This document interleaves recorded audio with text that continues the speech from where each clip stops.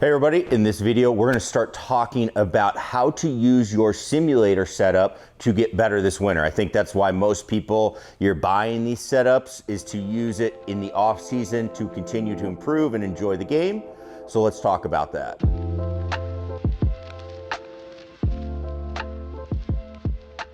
Hey everybody, Scott Hogan coming at you. We're here in the studio, but we're actually going to take it to the desk here to start. But before we do that, I want to talk a little bit about what we're going to be doing in this series of videos, helping your game get better with your simulator setup. This is something I've been doing for almost 10 years now, being almost exclusively an indoor teacher. This year taught a little more outside due to pandemic things, but mostly teach inside and have had great success. And I wanted to share with you how we have done that, especially in the off season.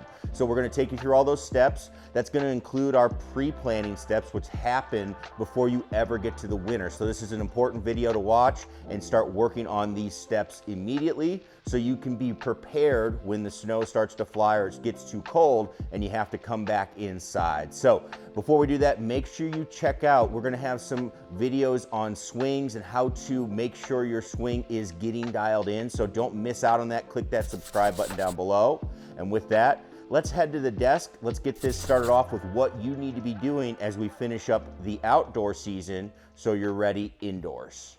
All right, everybody, we're here. We're in my office, and this is where it truly does start when you are going to work throughout the winter and try to get better at your golf game. So I work with many competitive players, juniors, and professional players, plus I coach a college team. We are always looking at the best way that we can track our progress throughout a season. Now, if you're going to track your progress, you need a couple of things. One, you need a way to do it. I am a big proponent of Spider Golf. Great Cedric Denis. He's actually from France, but he is an awesome guy. He works with us and he makes sure we're taken care of, because what I like about Spider is it's an app and then it comes into a dashboard that I can see. If my players put their info in, I can see it, and then I can do some benchmarking and clicking through certain things that we need to do.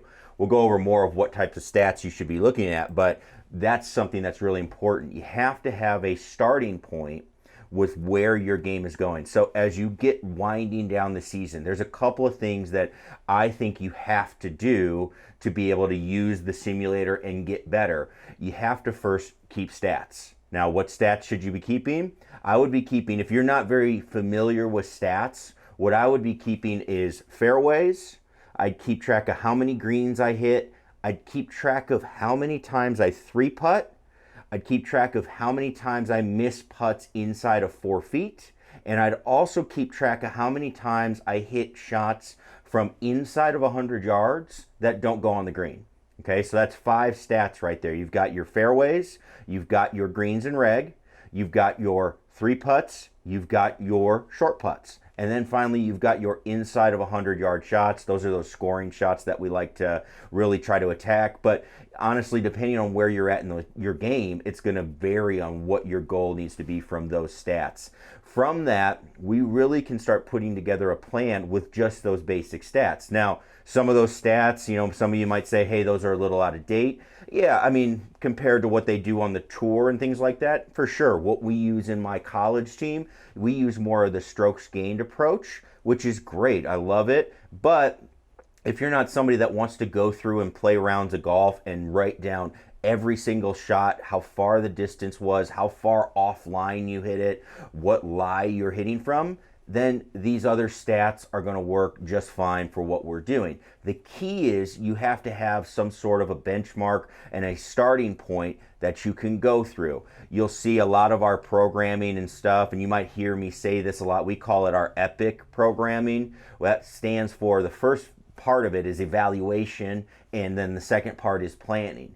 It's huge to have some data that you can look at, evaluate your game, and then plan around it. So that's the first part of what we're doing. You want to get out there and start looking at those stats. If you're not somebody that wants to get an app, there's plenty of free ones. The Grint is another one that I've used in the past That is free unless you want to do the handicap portion or the pro portion. I believe 18 Birdies is another one. And then, you know what? There's some great, if you do some Google searching, there's just some great spreadsheets. And if you're a good spreadsheet person, that actually was what I used most before I got into Spider, was just having some spreadsheets and keeping one on each player, and they would just bring me back their stats. It made it so easy, and what it's going to do is, first off, again, give you that starting point, but as you're working through the winter, you're going to set up some drills. We'll help you do that, but you're going to be able to see, hey, I am improving. And these are stats you can keep while playing indoor rounds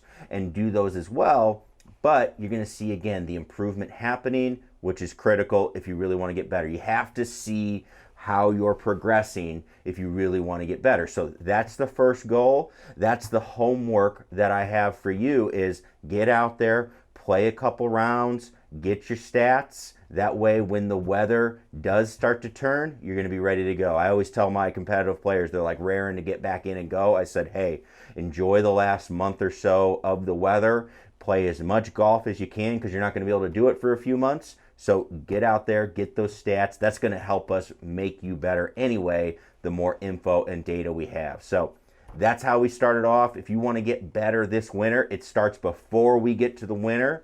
Get outside, work with your game, start getting your stats, keep it on scorecards, start making a database of it, again, whether through an app or a spreadsheet, and you're going to be ready to go and continue on as we continue through this series and making your game better this winter. So again, everybody, thank you so much for tuning into this video. I'm looking forward to really helping everybody out. You know, again, that's something I'm super passionate about, is helping people play better golf. The more people enjoy the game, it's just better for golf overall. So that's what I like to do. So thank you, everybody, for, again, tuning in. Click that subscribe button so you don't miss out on any future videos, and we will catch you in the next one. Peace.